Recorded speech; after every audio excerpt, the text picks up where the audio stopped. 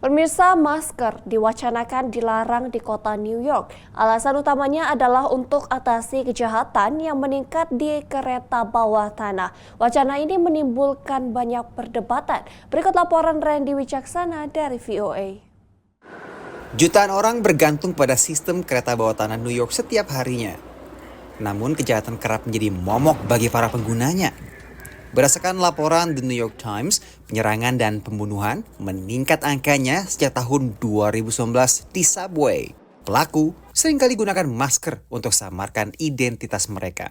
It gives people anonymity, and this anonymity actually increases their bravado to commit these crimes. They feel that, you know what, if I have a mask, it's going to be harder for them to catch me. Bulan Agustus 2024, Nassau County, sebuah kawasan satelit dari kota New York, sahkan larangan orang-orang untuk kenakan masker di muka umum. Well, there are numerous instances of where criminals were using masks to hide their identity.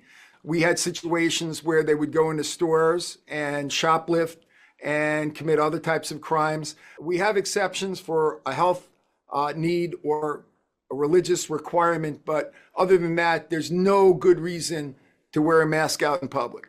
Pakar hukum menyetujui kebijakan ini. Just as anti-masking laws were a tool against the KKK, they can be a tool against modern terrorists and criminals, whether it's Antifa, whether it's some of the right-wing militias that cover their faces, or whether it's just everyday criminals and looters. Aturan ini belum berlaku di kota New York, di mana pemakaian masker cukup lumrah, khususnya atas alasan kesehatan. Wacana ini ditentang oleh para aktivis yang khawatir kebijakan ini bisa masuk ke ranah hak privasi warganya.